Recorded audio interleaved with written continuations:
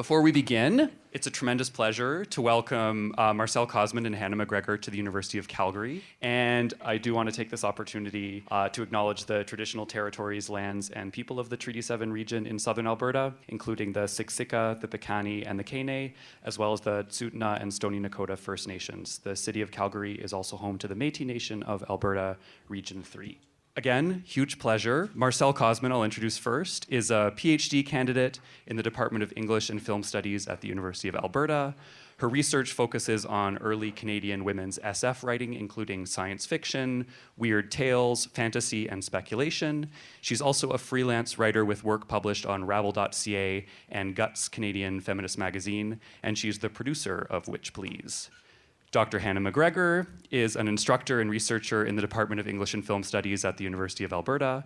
Her areas of research include periodical studies, media studies, middlebrow culture, contemporary and early 20th century Canadian literature, critical race studies, and digital humanities, so all the things. All at the same time. Most recently, she co-edited joint special issues of English Studies in Canada and the Journal of Modern Periodical Studies that focus on reading magazines as a form of new media. And in her free time, she makes this podcast. So when their powers are united, Marcelle and Hannah are Witch Please. They've been featured in the online feminist journal Ravishly, in the Edmonton Journal, and on CBC Radio. And Hannah and Marcelle have spoken about their experiences as feminist fandom podcasters at events including Nerd Night Edmonton and the Edmonton Comic and Entertainment Expo. And I believe they have a presentation forthcoming at the Calgary Expo as well. I'm just saying Perhaps. That's true because I believe in putting positive ideas out there. Perfect. So they are truly fans, theorists, and public intellectuals, and I think they embody what we were talking about, or what Heather was talking about in class last week, what fan culture critic Henry Jenkins calls the ACA-fan, because through Witch Please, they open up a hybrid space for both celebrating and thoughtfully critiquing the series of texts that has come to define an entire generation of young readers. So please join me in giving a very warm welcome to Hannah McGregor and Marcelle Cosman.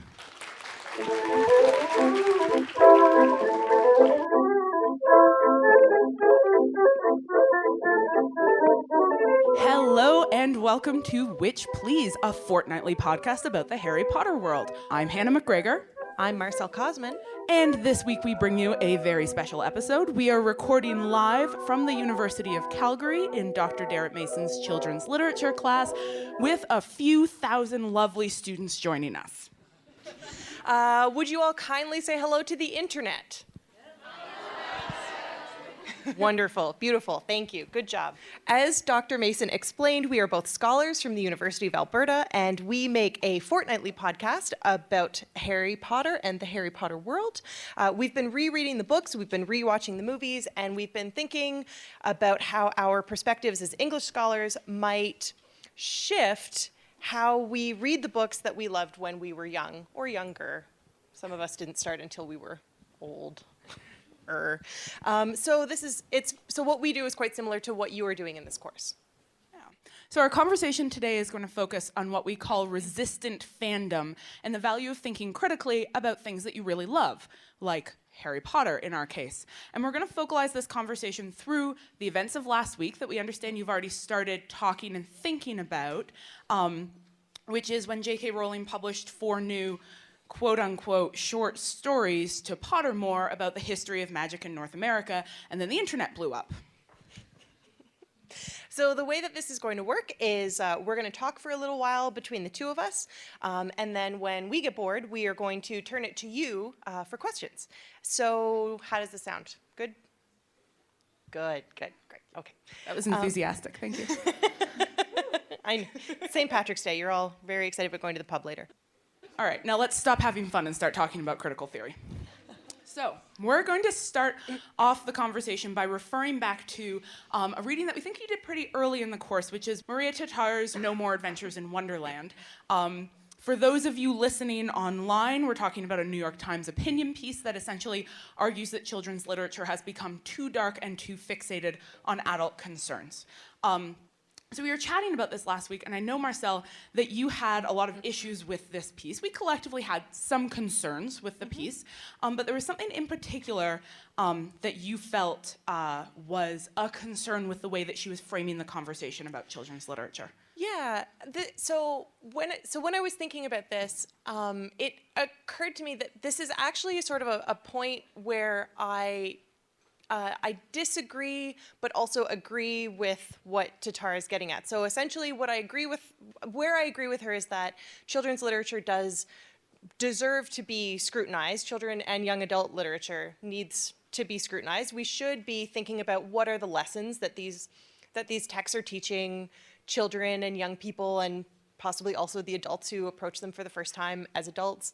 But where I disagree with her is that I'm not sure that our concern should be that these are exposing children to adult concerns like depression or violence or abuse or a corrupt government. These are all things that children do experience all the time, so I'm not sure that we're going to do them any favors by protecting them by limiting their access to these kinds of stories and literature. I think it's really great when children see their experiences mirrored or talked about through metaphor in literature. I think that's wonderful. What I would like to see is an engagement with children's and young adult literature, where we confront the kinds of inappropriate content like casual racism and misogyny and sexism and cis-sexism and heteronormativity and ableism. I think those are the issues that we should be thinking about when we look at children's literature. So what are the lessons that we're teaching kids? Is it that if you are a girl, you should be pretty and weak and be rescued?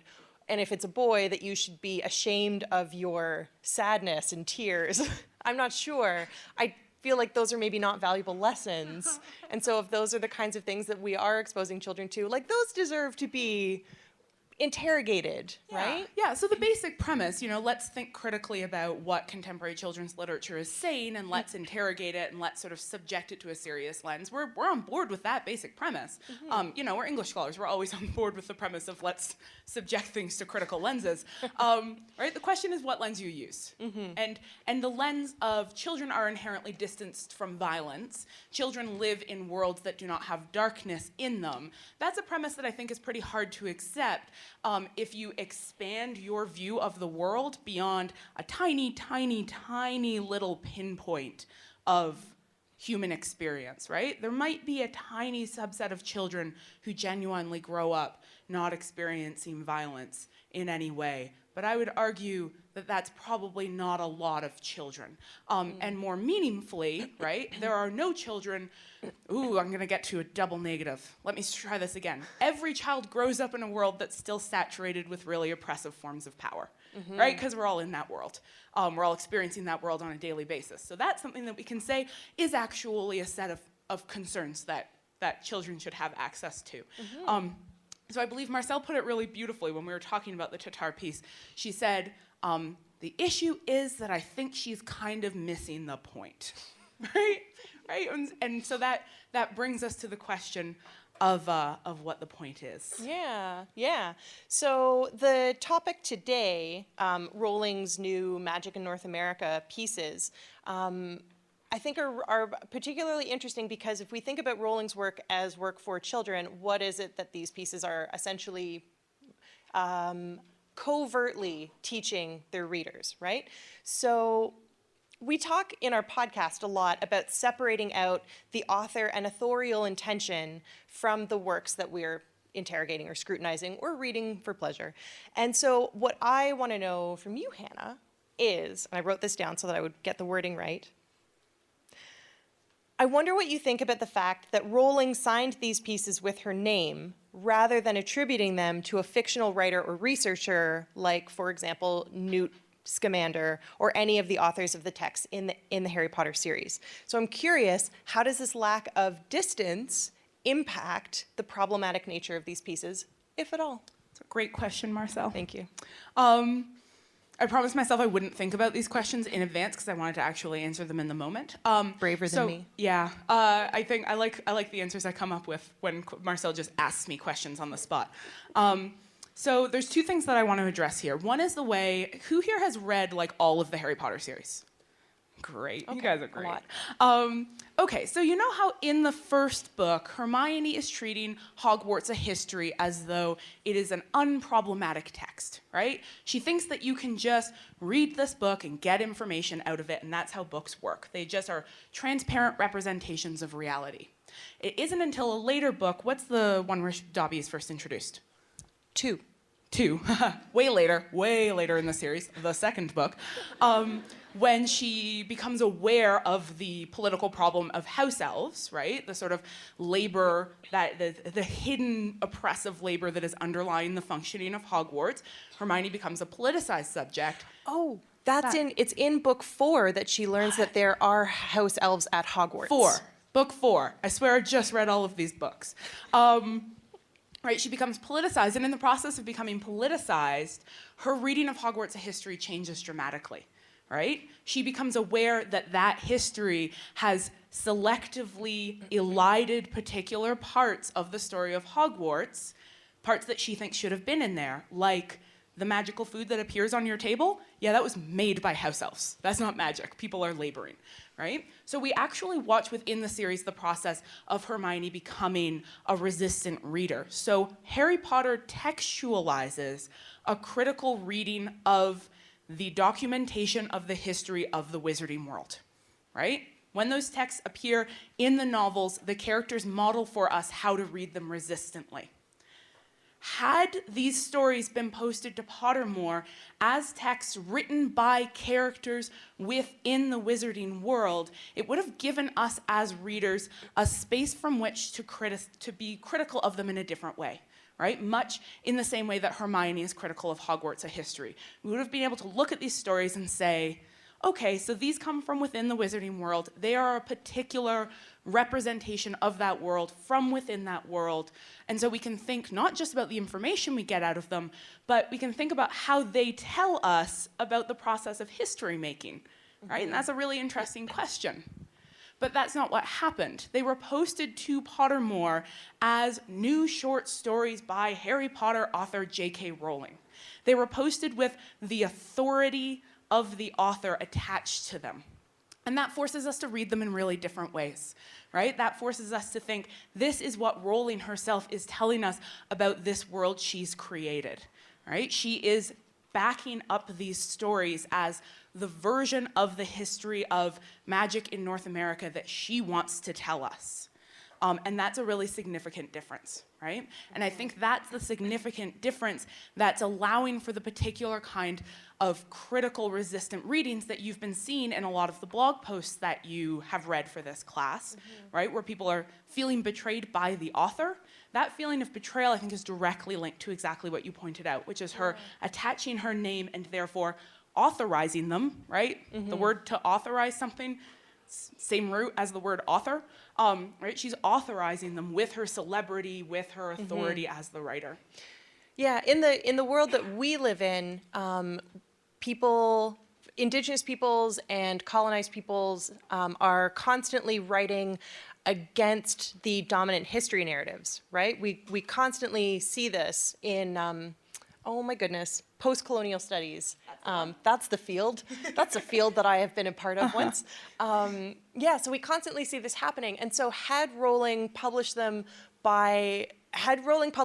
as having been written by characters within the world, it would have been possible for her to respond to the criticism by having characters write back against this narrative, right? It would have been possible to say, this narrative is skewed and it is incorrect. However, by publishing them under her name, that just makes them canon. It gives them the air of fictional truth. Which is and that's how she's weird. responded on social media, right? Like, people have come back and said, like, oh, could you explain to me a little bit more about the way in which you're using the idea of skinwalkers, right? Which is an appropriated, actual belief. And her response was, well, in my world, this is what skinwalkers are, right? So she's claimed control over this reality in a way that is important because it informs how we're going to think critically about it. It also, there's another thing that really got to me when I was reading that piece.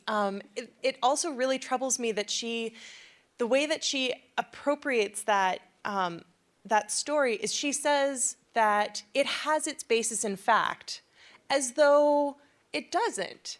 As though in our world where we live every day, as though skinwalkers aren't real. That's the implication, right? What she's saying is... It's a radical thing to say, you thought this was a myth, but it has its basis in fact. And it was like, yeah, no, we know it already did. It already did have a basis in fact, just not yours. Yeah, that's why the story exists. The story is there because it's been passed down for generations, and the people for whom that story is important and sacred, it has its basis in fact. You don't get to decide that. Anyway, sorry, we're getting mad. Okay, all right, so let's shift the conversation now into this question of critical resistant responses, right? We're gonna talk a little bit now about some of those response posts that you read. So, Marcelle. Another piece that the class read is the Walker Raxbert post, Magic and Marginalization, in which the author, who identifies as both a Lakota feminist and an ardent Harry Potter fan, explains why she often, and this is a quote from her piece, has to check her Lakota feminist lens at the door or else spend the whole TV show or movie being angry and dissatisfied, end quote, which I think resonates for a lot of us. Do you think it's necessary, as someone who is both a feminist and a fan of Harry Potter, to turn off your critical and political lens in order to enjoy Rowling's work? So I feel a little bit like the answer I'm going to give is a kind of non-answer. How do you? And what I'm going to say is that I think, so this answer coming from me personally, I think that I enjoy a tremendous amount of privilege in my reading of these texts because there's not a lot of my brain that I have to turn off in order to enjoy them, right? So for years when I was reading these texts, I didn't actually have to turn any parts of my brain off. I could just enjoy them at face value because the stories were beautiful and wonderful and they made me feel good. And it's nice to feel good. It's really nice to feel good when you read books, right? It's really nice to read good books and then be happy. Yeah, it's a nice thing to enjoy. But I think that what happens is that some of us choose to or end up incidentally educating ourselves, right? And so the more we learn, the more we start to lose that privilege. We start to become politicized readers, and then all of a sudden more sparks go off when you read these things. More things become troubling and distressing. But I do think that for many of us, mostly white people, although lots of people have lots of different kinds of privilege, right? But speaking for me personally, as a white middle class cisgender whatever woman, whatever. I really do have to choose to politicize my reading, and that's a choice that I made. And I feel good about that. Does it mean that I enjoy the series less? Not necessarily, because what I've also found is that the skills that I've developed in order to politicize my reading have also made those texts richer and more interesting to me. So like, for example, and I wrote this down so I wouldn't forget, the way in which materiality functions in the text, that's something that I learned through politicizing my reading, right? Understanding that different types of books have different material resonances. They mean different things to different people. Yeah, so Marcelle noticed something really, really interesting in our rereading, where the kinds of books you see people read tells you a lot about them in the stories themselves. So you see some characters reading comics in the story, and that's supposed to like tell you something about the status of those characters. Yeah, it's supposed to signal to you that those are dumb characters because they're not doing real reading, which is ridiculous because comics are great. Comics are great. So I would say that I enjoy them differently. The more politicized I become as a reader, the more I enjoy them differently. But again, I really need to emphasize that this is coming from my place of privilege, right? So if you are a person who comes from a people who have been colonized, ethnically cleansed, who have survived genocide, all of a sudden those readings that you do, it's not, you are already in and of yourself a politicized subject because people have been trying to eradicate you. And so the type of reading that you do is going to be fundamentally different than the type of reading that I do. And I can absolutely see how it would be necessary to turn off your political brain in order to enjoy something. Thank you, that was really thoughtful. Oh, thanks. I wrote it down so that I wouldn't forget. Great. It's the opposite of what I do. Okay, so related to this, feel like we're building up here.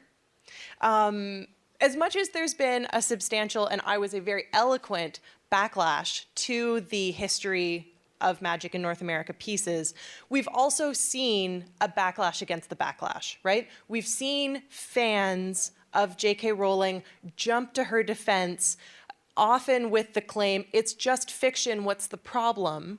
And so what I want to know from you, Hannah, is if you can talk a little bit about the differences between these two approaches. I'm really curious why it is that defending Rowling and these texts is fundamentally different from what it is that we do when we critique them. Yeah, absolutely. So what we're talking about is this sort of battle we're seeing playing out within the Rowling and Harry Potter fandom right now, right? Where some people are reading these news stories and responding critically, and I mean critically in the doubled sense right now, right, of using a sort of critical thinking lens to talk about what's going on in those stories, but also in this case, being critical of them, right? Like actually saying there's something wrong with these pieces, which is not always what you do when you're using a critical lens. But so people are responding critically, and then a whole bunch of fans are coming back and saying, it's just fiction, right? In that voice. I'm sorry, that's the voice in which those people are tweeting. It's just fiction, right? They're saying this isn't a legitimate way to read a fictional text. The author has the right to invent whatever they want within the fictional world that they are constructing. Authors have absolute control over their texts and their fictional realms. If we are going to start policing the creativity of authors, we're going to, end up with like really, really bad early 20th century socialist art, and nobody wants that. You've seen brutalist buildings, that's what they look like. They're really dispiriting. And so we need to just give authors absolute freedom to do whatever they want, and nothing that happens within fiction is subject to critique. Okay, so like, I'm pretty biased against an interpretation like that because I literally make my living subjecting fictional texts to critique, right? So I'm probably going to be on board with the idea that we get to think critically about texts, right? What I think is important here is the kind of arguments about the nature of fiction that are being forwarded by the people who are defending Rowling, right? So when I say, I read these stories and I took deep issue with them, one of the things that I'm saying by implication is that I think that fiction has real power in the world. I think that fiction really, really matters. I think that the stories that we tell really, really matter. I think that Harry Potter really, really matters, right? Because multiple generations have grown up reading these stories and thinking about these stories. They have force in the world. When somebody comes back and says, they're just fiction, they're just stories, nothing that the author says should be subjected to a critical lens. What you're saying is fiction doesn't actually matter that much. The stories we tell don't actually matter that much. And I take fundamental issue with that premise, right? And I think what we're arguing over here is not my reading versus your reading, right? It's not you're saying, oh, I've interpreted the stories in this way, and I have interpreted those stories in a different way, and we're going to dispute that based on rigorous textual analysis and secondary criticism, properly formatted according to MLA standards. What they're saying is, no, you're not allowed to read critically. That's not okay. That's not an okay thing to do with books, right? And that fundamental premise that to enjoy something, I have to not think about it, that undermines things that I value, right? If we're going to argue about the meaning of them, absolutely. Let's argue all day about the meaning of these texts. But don't tell me that they're fiction and so I'm not allowed to think critically about what they're saying, right? Because that's not how fiction works. If we love books, then we need to believe that they actually have a force in the world. If we believe they have a force in the world, then we need to think critically about them. Yeah. No negotiation available. None.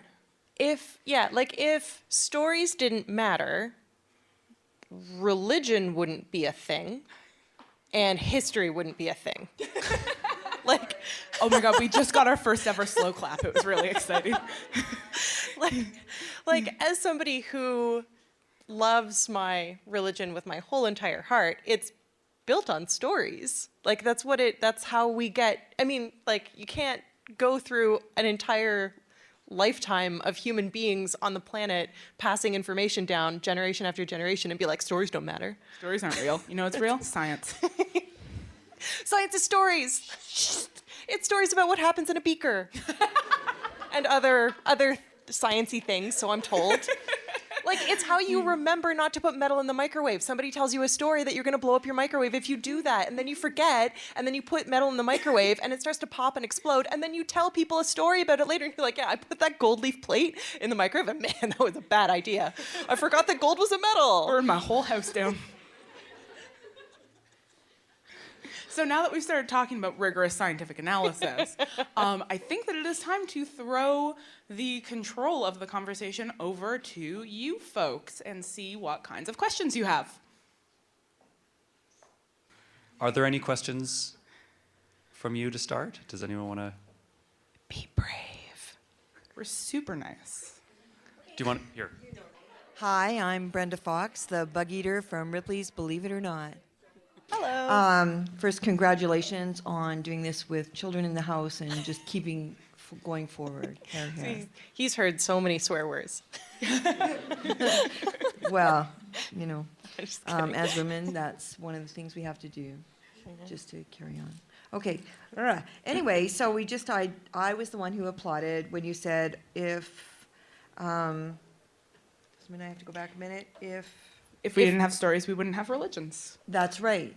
But I'm often astounded, and I'm sorry, I'm not a lover of religions. I'm on the opposite side. That's okay. And raising my child as such. But I'm often astounded at friends of mine that I meet that come from different backgrounds and cultures, and yet they still, practice Christianity and such, even though we know history has shown that it has oppressed, committed genocide, as in Canada and Australia, in the name of religion, right? So that's a big topic. Has and be anybody in careful. this room read read or listened to Thomas yeah, King's The Truth About Stories? I do really recommend it. You can find it on, I know that cool, hip young people love listening to CBC archives online. So you can find it, it's one of his Massey lectures, and you can find it online on the CBC archives, The Truth About Stories. Strongly recommend it. And in it, he's a sort of major Canadian Indigenous public intellectual and writer, and in it he spends a lot of time thinking through the power of the stories that we tell. Right? And he has this recurring line in it where he says, the truth about stories is that that's all we are. That we are the stories that we choose to tell. And I think that it can be tempting and kind of fun to take a whole religion and be like, well, that's a bad one. Its stories are bad, right? But I think it's too easy. Right? I think that there are ways of telling stories differently. I think that there are ways to take the same stories and embody them differently, to use, we can read critically. So I can go back and read the Bible and think about it differently and do something different with those stories. And people have done different things with those stories. Or you can choose to take a set of stories and use them to do something really, really awful. And that actually just comes back to the seriousness of not only the stories we tell, but how we read them, right? When we make a decision to read a story in one particular way and say the way that we're reading it is to justify our absolute dominance over the entire world, our destruction of the environment, committing genocide on other people who don't share the same religion or skin color as us, then you did a bad job of reading. Sorry, I'll hold the mic further away when I yell. It's so hard for Marcelle to edit because she speaks in a moderate tone and I shout. You feel things deeper than I do. I'm just really excited. Yeah, that's let's call that really shitty textual analysis. You swore. I swore. So we have this thing in Judaism called midrash, and it is where you take stories and you literally analyze them over and over again and retell stories about them. And this has been going on for millennia. And it is one of the cool things about Judaism, and it is one of the things that makes Jews a particular story people. And yet, that has not prevented the ethnic cleansing of the Palestinian people. So, like stories aren't going to save you either. Stories are, yeah. My response. So yeah, it is everything about what you do with them, and not to turn this into an Israel-Palestine conversation, because that will take all day. We're talking about how we read. That is the question, right? But I think the question of religion is relevant because it is about how we read. It's about what kinds of stories we legitimize. Part of the genocide of Indigenous people was was sort of a statement that stories that were passed on orally were not legitimate in the same way that stories were passed on textually. That's still a fight over what stories count and what stories don't, right? So it still comes down to this, like, the truth is, stories really matter. Yes, I'm coming. There's travel time with the microphone. Okay, while he's traveling, I'm going to say I'm admiring a lot of people who are wearing fun green shirts today. It's fun green plaid in the back. I'm Andrea Oakenshield. Hello. So my question is, I wrote it down because I'm frazzled. I do that too, don't worry. Yeah. Good company. There's a lot of different views on J.K. Rowling, especially like in my various friend groups and depending on the intersections of privilege that my friends have. But one of the biggest contentions that I've heard from different people is that at least she's including Indigenous content at all into her stories. No. And so I may not agree with how she's executed this, but how do you see authors moving forward to respectfully bring in this content into fiction, especially when cultural invisibility is one of the most pervasive issues for Indigenous peoples currently? Good question. Yeah, we talked about this a little bit on the bus on the way here, actually, because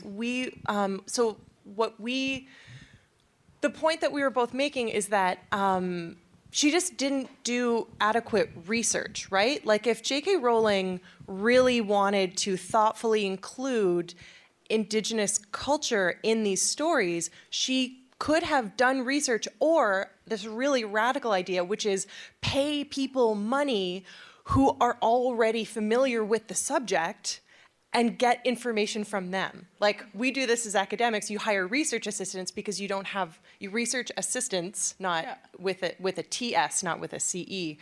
I said it the wrong way in my head. Humans who assist in your research. Yes. Research assistant. Yeah, because you don't necessarily have the time to do all of the research that you want, but you want to make sure that the things that you are writing down and putting your name on are accurate representations of the things that you're talking about. And so you hire people to do that work for you. Rowling can afford to hire a research assistant. Doesn't she have more money than the Queen? I think she donated Someone a whole said that. bunch of it. Okay, so she's not like a fundamentally bad person, but she made a really bad choice. Yeah. She made a really lazy choice. Yeah, I think one of the really important things as we're thinking about sort of the challenge of writing back to a history of structural exclusion, is to think about how inclusion itself is not an adequate gesture, right? We know this. Simply inviting people to the party is not an adequate move to work against years, centuries, generations of structural oppression, right? Like we see the challenge in the problem of getting more women in STEM fields. Like, we created scholarships especially for women, but they're still not doing it.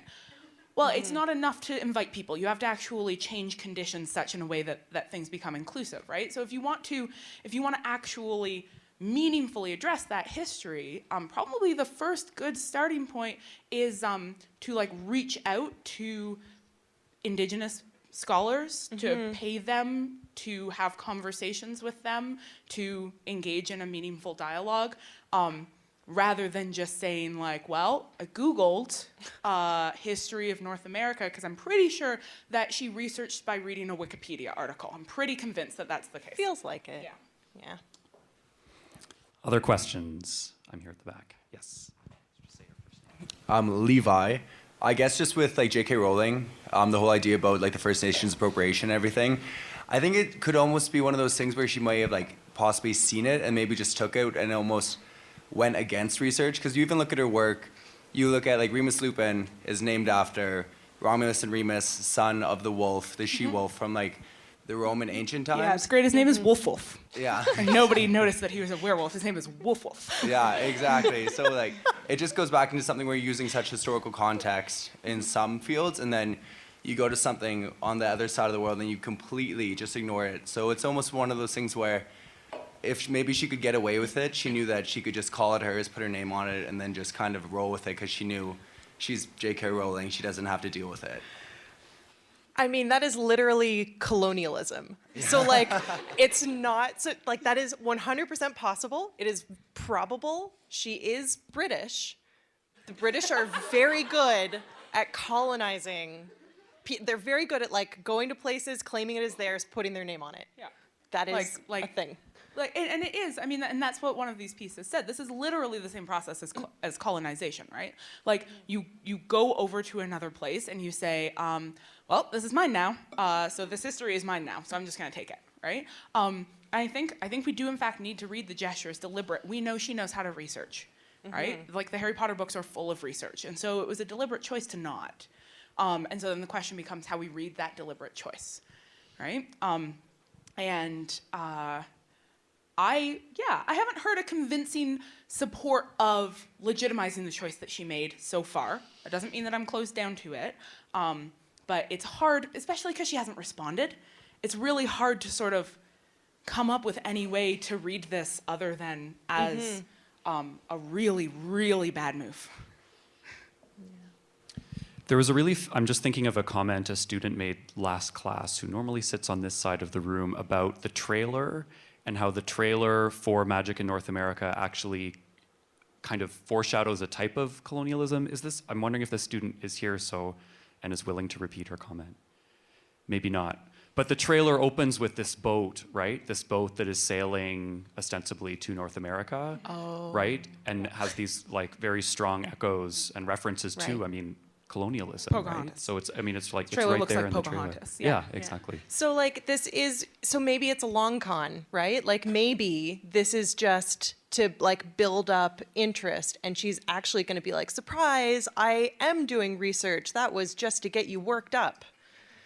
You know what? Even if it is, it doesn't make it okay. It's not. It's not it's okay. promotional, right? She's trying to get attention for the movies, and that's fine. Unlike some other people, we do not take fault with J.K. Rowling for wanting to make more money off her intellectual property. That's a weird criticism. Like, oh, she's just doing this for the money. Like, It's her it's job. okay. People are allowed to make money. Right, but the question then becomes sort of how you go about doing it. And if this is in fact a long con, it's a long con in which she has done meaningful damage to a portion of her fans, who are already people who have a lot of meaningful damage done to them on a regular basis. And so I call shenanigans. Look at me not swearing.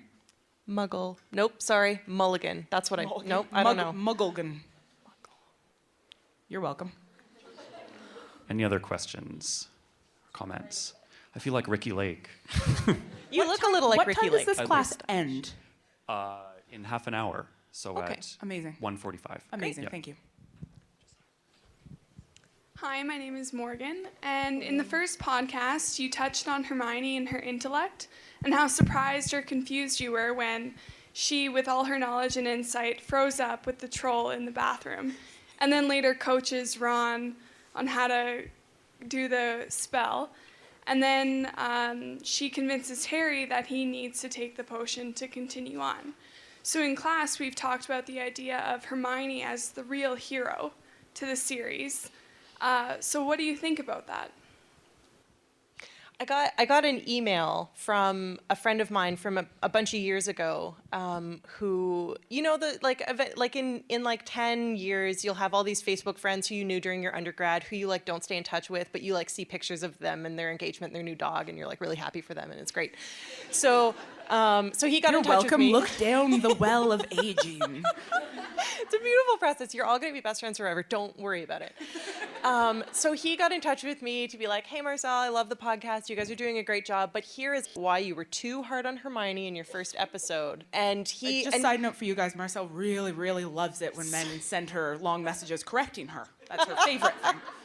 And so the thing that he was taking particular issue with our analysis of Hermione doing this thing where she froze up in the bathroom with the troll, and so he gave me all these reasons why that was completely understandable, and so on and so forth. And I felt like he was missing the point of the like humanizing Hermione, right? Like it's not as interesting as being like, well, you know, here's the, you know what? No, I can't talk. All right. I need you to. It's not as interesting as actually thinking about the way that, you know, when we have this trio of heroes being set out for us, what kinds of attributes are, you know, associated with each character, and how really one of the lovely questions that that the Harry Potter series invites us to ask is, how do we define heroism, right? Because what's really important is that our trio of heroes are all Gryffindors, right? And so they're all being characterized for us from the beginning as characterized by, that was a terrible sentence, as defined by their heroism, their bravery, right? But that heroism, that bravery plays out in radically different ways between those three characters in a way that when we triangulate them, massively expands what we consider to be brave or heroic behavior, right? And so Harry is this sort of, rush in, do anything that he needs to kind of character. Which Hermione critiques him for later on in the series, right? And she critiques him legitimately because he makes really, really bad moves as a result of being excessively rash in the kinds of ways that we associate with sort of traditional masculine-coded heroism, right? You're sort of, I'm thinking, what's that guy's name? What's that guy's name in the Iliad? What's the hero of the Iliad? Homer.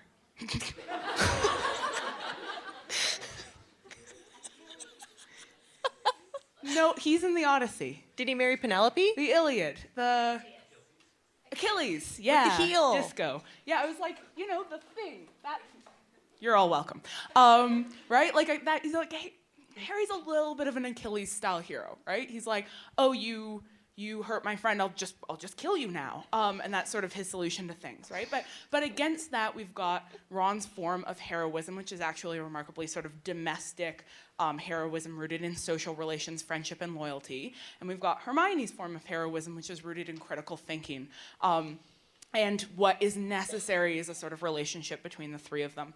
And so I think for one thing, I think it's incredibly fun to just reread the series and think about what it would be like if it was just a series about Hermione, which somebody has done in the lovely video, Hermione Granger and the Goddamn Patriarchy, which is a retelling of the entire story from the perspective of Hermione as though she's the hero. But it's also really fun to think about what if we resist the sort of only one character can be the hero model and think about what happens if we recognize multiple simultaneous forms of heroism functioning within the text, and how does that maybe complicate our idea of what it means to be a heroic person? Okay, so I tried writing mine up on the screen. My name's Anya. And it was kind of a jumble, and this will be a jumble. But one of the things I always enjoyed about the books was I loved that the Weasleys were a large family. I come from a relatively large family, and I find that there aren't a lot of representation for that these days, and everything seems to fit a family of 4, 2 kids, 1 boy, 1 girl.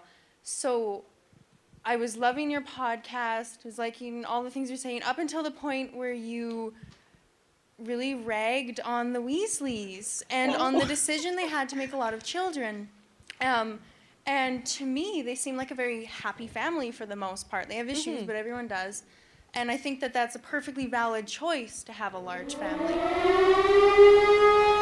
Spoiler alert. Spoiler alert. Commence Obliviate in 5, 4, 3, 2, 1. None of the kids, okay, well, some of them died, but not because of being a large family. Spoilers. So how do you fit And a that relatively view low of a large percentage are family? terrible. Exactly. Yeah. Versus like the Malfoys, they had just the what? Oh yeah, they did a bad job. 100% bad kids. Yeah. How do you fit what you said about a large family into your feminist viewpoint and the decisions that they made and the validity of those? I'm trying to remember now because it's a sort of running joke that I don't re-listen to the episodes because I edit them, and so I can't listen to them again because I'm like, oh God, you made a mistake there. You should have done this differently. So I'm trying to remember, and I think that was coming up when I was talking about we were talking about reproductive rights and reproductive health care access in the wizarding world, and I think that the argument that I was making is that the Weasleys, because they continued to have children until they had a girl, suggests that they wanted a girl and that they were making that choice deliberately. But what I remember saying is that they love all their children, but I'm struggling to remember what we said that made you feel like we had a problem with the idea of large families. That must have been a different podcast that you talked about that. This one came out of the idea that Hogwarts has tons of food, and this was the only chance these kids had to get proper meals. I think it's probably a that's reference on to the you. fact that that was probably me. That was probably me. Yeah. I mean, I think that was probably a reference to the poverty of the Weasley family. And I think that the tropes that the novel is trading on are the sort of working class Irish Catholic family with a lot of kids, right? Which is, and I am absolutely guilty of this, the dominance that you are noticing of narratives that talk about, you know, for kids in a family, that is, that's a sort of Protestant ideal, particularly a sort of Presbyterian ideal of what the family ought to look like, right? And one of the ways in which we look at the history of anti-Catholic sentiment in Western culture, and the way that sort of once Protestantism takes over and starts driving the kinds of stories that are told, the Catholic is usually sort of constructed as so this sort of out of control, like lust driven, right? The number of children is a sign. It's class coded. It's sort of religious coded in a way that was historically racialized, because Irish Catholics, this is a good thing to talk about on St. Patrick's Day, Irish Catholics were historically racialized, sort of excluded from the dominant whiteness that was primarily extended to Protestants, right? To white Protestants. And so I would say, insofar as as I may have made jokes about the Weasley family, that was me being a shitty Scottish Presbyterian. Yeah, that's absolutely a sort of like, people have a lot of family. What's up with you? Look at all your kids. Have less kids. Get some cats. Right? Like that is absolutely a sort of prejudice that extends out of a particular history of dismissing working class experiences and working class families as though their lives are somehow less legitimate than middle class families. Yeah. It might also be a really good example of the ways in which our privileges come out, and just like we as much as we try to be like really thoughtful and political feminists, and we try to take intersectionality very seriously, we make mistakes all the time, and we offend people. Yeah. Which is why the most important thing to do is to engage in ongoing conversation with people, right? About things that you care about. So that, we model it in a very small way on the podcast by talking things back and forth and disagreeing with each other and challenging each other's readings, very rarely to the point of shouting. I edit those out. Yeah. But then we also have listeners come back and say, like, oh, you made this claim and I have a problem with that claim. And part of our responsibility as feminist critics and as part of a community of fans is to listen and be like, oh yeah, no, you're right. That was bad. That was bad. Let's think again about how we want to read that. Yeah, it's a good question. Some great questions on Top Hat, so I think I'm going to read a couple of Top Hat questions if you guys are okay with that. Absolutely. So there's someone who'd like to hear your thoughts on the racial hierarchy in the Harry Potter world, i.e. house elves, muggle-born, pureblood, and real-world racism. This is coming from a tweet by J.K. Rowling saying that, this is in relation to magic in North America, that there was a mutual respect and a sense of kinship between all wizards, no matter what the race. Right, and so this is when she was discussing the news stories and, in relation to kind of the histories of colonialism. What do you make of these hierarchies and how they fit into, I guess, the real world factor? I need Marcelle to answer this because I haven't read the 7th book yet. So I feel like some important stuff happens in the 7th book that's going to bear on this. Probably, but what I was actually thinking, I was thinking book 4, because so authors are wrong about their work all the time. Okay, That's why you're not allowed to argue authorial intention. Yeah, because they're not great readers. You're great readers. Yeah. So for Rowling, she may believe that, and that's awesome. Like, I think that it is so great when you believe that the world is full of people who love each other equally and genuinely don't have things like hierarchies of power. But she's wrong. And one of the ways that we can see that is in the way that the international wizarding community comes together at the Wizarding World Cup, right? So just as like a kind of maybe cute example, you have I think it's the president of Bulgaria who's pretending not to speak any English, so that whoever it is who's walking him around, I don't know, I can't remember, is it Fudge? It might be Fudge. So he's like trolling the British Minister for Magic. And he's doing that because he's like a wealthy, powerful person. You couldn't do that if you were like The reason that the joke is funny is because those two people are on a particular equilibrium of power, right? So that's a kind of cute example. But you also see the way in which the different nationalities are reduced to cultural stereotypes and tropes, right? So the Irish obviously get drunk and rowdy and throw a big party when they win the World Cup. So everything may be benignly intentioned, but that doesn't mean that there isn't structural differences in power.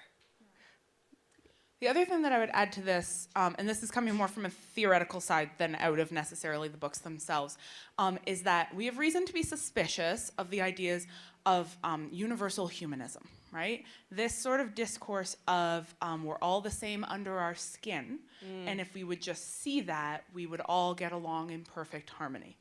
Historically, that idea of universal humanism has actually been a remarkably violent idea, because the thing that happens when you construct a category called the human, you have to figure out what you're going to exclude from it, right? You have to figure out what borders you're going to draw around that category such that everybody inside it gets to all be equal and really happy, and everybody outside it does not get to participate of those privileges. And historically, humanism as an ideal has, for example, excluded women and people of color, right? So humanism, philosophical ideal of humanism, actually meant white European menism, but it doesn't have the same ring to it. And that sort of gesture of all wizards care for each other equally, all wizards are equal, really smacks of humanism for me. And I think that the novels reveal that to us by showing us exactly who falls just on the outsides of counting as part of that wizarding community.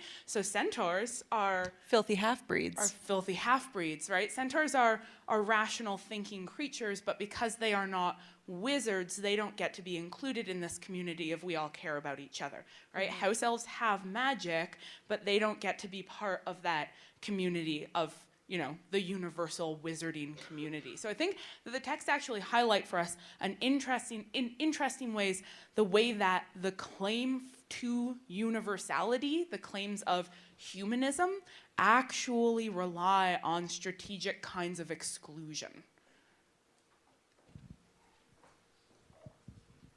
Hi, I'm Madison. I just wanted to build on that a little bit. So because JK does deal so much with this hierarchy, and she creates all of this racism that she then tries to work against in her books, how is it that when it comes to dealing with the real world, or like trying to work within our canon of history, how does it backfire so bad? Like, she has so much practice in trying to rectify this in her own world. And fantasy is supposed to be where we as humans try and work out a lot of our societal problems. So it's just, any thoughts? That's a hard question. Racism is really, really complicated, right? When we try to account for it in universal ways, that try to account for it in all the forms that it's taken all over the world, what we're going to do is miss a lot of the really important details, right? We're going to miss a lot of what actually matters for how forms of oppression unfolded in different places, right? And so we might notice equivalencies, for example, in the British colonization of India and the British colonization of North America. But we can't then say the experience of a person who grew up in India and the experience of an Indigenous person who grew up in Canada are equivalent. Right? Because we have missed the ways in which oppression, while it might be part of these large systems, operates in really different ways in different places.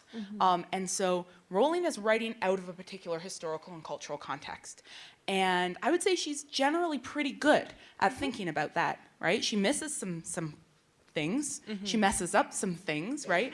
But she's talking about 20th century British history. She's thinking through the problem of Margaret Thatcher and the sort of, you know, ongoing inheritance of Nazism and fascism in Europe. Like, those are the histories she's working out. They are particular histories.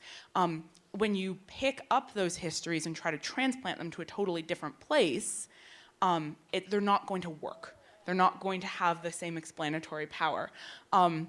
And so that's why, if she wanted to do an equally good job of talking about North America, she would need to immerse herself as deeply into the complex histories of North America as she's immersed herself in Europe, which is really hard to do, right? And so I would say that what has happened here is a sort of mistaking of equivalences.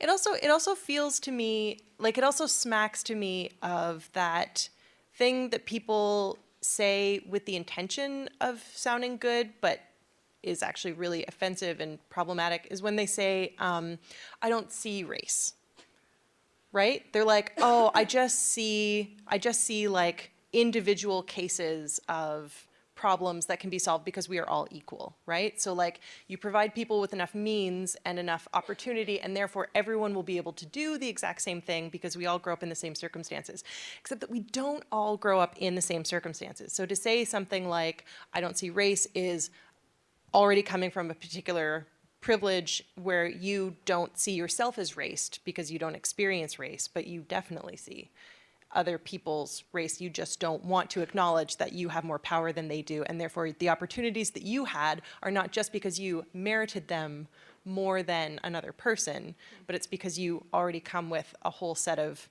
benefits and stuff. Which comes back to the thing, right? It doesn't. She may work really hard as a person to think through her privilege, and she may have totally messed up in this case, right? And then the good feminist gesture, if that's genuinely what happened, the feminist gesture, the critical gesture that you make is to come forward and say, wow, I really messed up. I am really sorry to the communities who I hurt. I'm going to try better, right? So maybe that's going to be her response. And then we'll all be like, high five, rolling. Good job. So Teresa. Hi. So you've kind of touched on it, but I'm really interested in the hierarchy of the witches and wizards themselves. What do you feel about the token characters like Pavarti or Cho, who Rachel Rostad wrote a really great poem on? How do you feel about those token characters? Because I think what has come out of the North American thing is just another level of J.K. Rowling being herself. Yeah, I mean, tokenism is exactly it, right? Like if we think back to, if you have ever seen any television programs from the like early mid 90s, they all have a token black character, and that token black character is just steeped in cultural stereotypes, and it's really disturbing. And this is, I guess, going back to that earlier question about inclusion, right? And so tokenism is the gesture of including without meaningfully integrating and considering the histories, right? So, which also brings us back to that question of like, oh, well, we're all the same under our skin, right? So I can just select one person out of this culture and one person out of this culture, and look, now I've created diversity, right? What you're not recognizing is, you know how every single one of you comes from a radically individual set of human experiences, which are informed by the various ways in which you're embodied, including race, gender, ability, etc. That's like an experience you have of being in the world.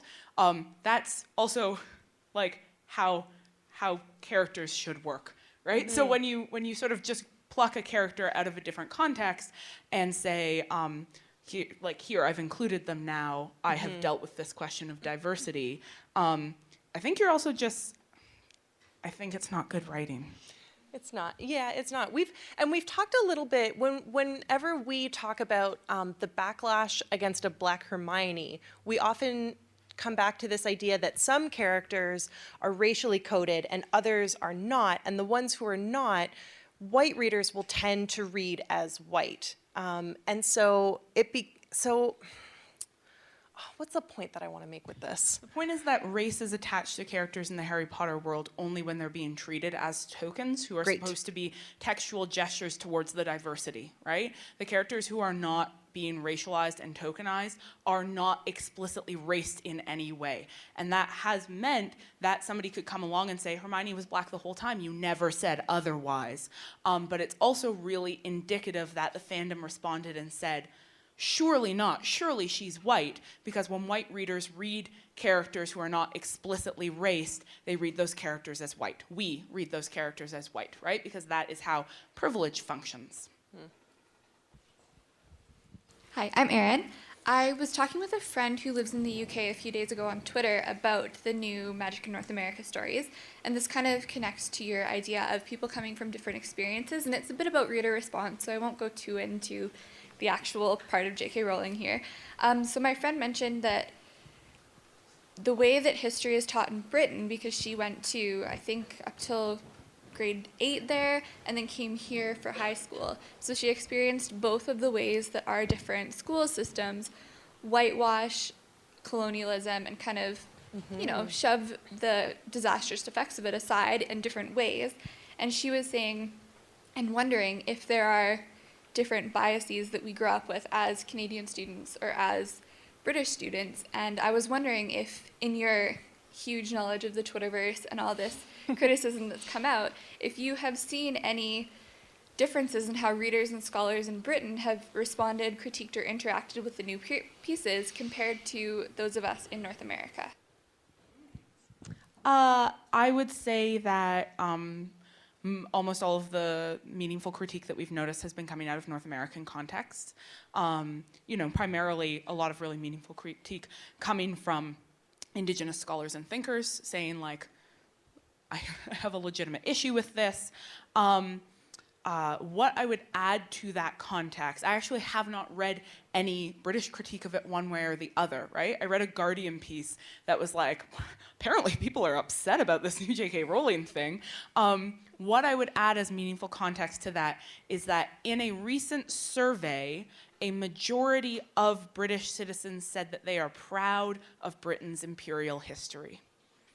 And I think that's actually really worth sitting with for a while. I think no matter how you personally feel about it, I think if you grew up in the Canadian education system, you're used to at least this idea that colonialism was bad, that it had really violent impacts, and that we should think critically about it. Even if it was sort of whitewashed, even if it was presented to you as something that happened in the past and isn't still a problem. And I think what's important to remember is that there are a bunch of people in the world who genuinely think that colonialism was good, was a really good thing, and that they are proud of that history. And that's, you know, I'm just gonna leave you to stew with that reality, because I think that is something that we actually really need to bear in mind when we're talking about colonial critique. I'm going to take another top hat question, which brings us back to the Maria Tatar article that you brought up at the beginning. So this question is about what Tatar posits as the dark state of contemporary children's literature. The Harry Potter books contain a lot of death, and we earlier discussed Maria Tatar's view that we are exposing children to too much violence and too much adult material. I understand your position that children are bound to experience these things in the real world, but at what point do you think we start desensitizing children to the notion of death? Very few children's books continuously use death as a device to move the plot forward. So what are your thoughts on the use of death as a kind of plot mover in children's books? I think the question really here, Marcelle, is when are you going to teach your child about death? Now? Oh. No. I'm too sad now. Way to go. Sorry. I guess, so, okay. So a thing that is true about me is that I have had many close people to me die in my lifetime. I think I'm at around like maybe 12 or 15. It's been a while since I've done a roll call because that's a sad thing to do and we don't like to do that. And I would say that even though I've experienced it multiple times and encountered it many times in many books, I've never become desensitized to it. At no point has death ever stopped being a major impact on the way that I live in the world. You don't desensitize anyone to death. No. That's not how that works. No, and I think like we hear critiques about video games and violence in video games and how that can desensitize people, but I'm not convinced that that's true, and I'm not convinced that watching lots of movies with lots of violence and like murders and like armies dying in war and that, I guess I'm just not convinced. I think that there are some people who feel feelings differently from other people. Oh, that's such a stupid thing to say. Outrageous thing to say. No, like that we can't feel possibly things be differently. True. I would say, in fact, that what literature does is sensitize people to experiences that they may not have had themselves, right? So rather than thinking of it, you read this thing and you become desensitized to it, it's you read a story about an experience you didn't have and you ideally become sensitized to that experience in a way that then means, maybe you as a young person have not experienced the loss of a parent, but a friend of yours has.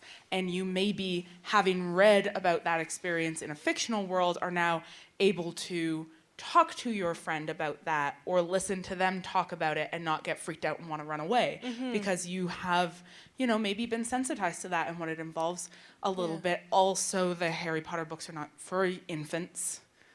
Right. They're not, 4-year-olds aren't reading the later Harry Potter books. No. That is an important like some people are really good at empathy and some people aren't. And it doesn't seem to matter how much exposure they've had to personal trauma and loss. Some people just do empathy differently. And I think that if you are a person, okay, wait, let me backtrack. So our friend Andrew asked us this question. A monster. Sometimes it's fun to tease him about being a monster because he said that he did not feel moved by the death of Cedric Diggory in book 4. And you know what? That's ridiculous because that is a devastating loss. He said, does that make me a monster that didn't make me sad? Yes. And we were like, yes, for sure. Yes, it does. I wouldn't blame the amount of Shakespearean text that he has read as a Shakespeare scholar on his lack of empathy for the death of Cedric Diggory. He's just naturally a monster. He just does empathy differently. Let's end with this, we can read texts in radically different ways and we can make the choice to read, a text in which an experience that seems dark and hard to you is actually an opportunity for you to become empathetic and think about the experiences of other people rather than to think, oh, this is terrible. I don't want to be exposed to anything that hasn't happened to me in my real life. Yeah, because I think that we need to wrap up. I'm going to do one more quick question because we have 2 minutes left. Okay, so the question is, how do you manage to produce and record live feeds with children and their needs as well as a household and that entails? And I wanted to ask this question just because it would allow us to give a round of applause to Trevor and Elliot. Elliot's been doing such there's a baby in the room and no one would know it because the baby has just been so silent and enjoying the podcast. But maybe we can thank Trevor and Elliot for Trevor does all the tech for Which Please. Good job, team. And they've been so great. So, but I think this question is interesting because it relates to your, self-identification as lady scholars and as feminists. So, what does it mean to you to be doing all this while you have a family? And it is I would say that the feminist praxis that has been the most important to the continuation of this podcast has been community. Hannah is an auntie to our baby. Trevor is a co-parent, not just someone who swoops in on occasion to have daddy baby time. We share the work as much as is conceivably possible given the patriarchal system that we live in. Yeah, and we have a larger community of people who will also, provide care and love for this child as well in situations where Marcelle and I need to go somewhere where the baby cannot come. But it has been about collaboration and community for sure. They say sisters are doing it for themselves, but they also got to do it for each other. Yep, amen. Okay, you talk. All right. Thank you to both the people in this room, but also to the people on the internet for joining us for episode new of Which Please. You can listen to the rest of our episodes on owhitchplease.ca or through your podcast app of choice. Special thanks, as always, to our erstwhile tech support, Trevor Chow Fraser. Hi, how are you doing? The robot of our hearts, who accompanied us all the way to Calgary to hold the hippogriff baby and make sure that our tech got good support. Good and supported. Yeah. If you want to follow up on any parts of this conversation, be sure to hit us up on Twitter at @OhWitchPlease. We'd love to hear from you. Just tell us that you were in the class and you have questions we didn't get around to answering, and we will absolutely talk about them on Twitter. And to the internet, we'll be back in 2 weeks to start our conversation about the final book in the series. But until then... Good job. Great work.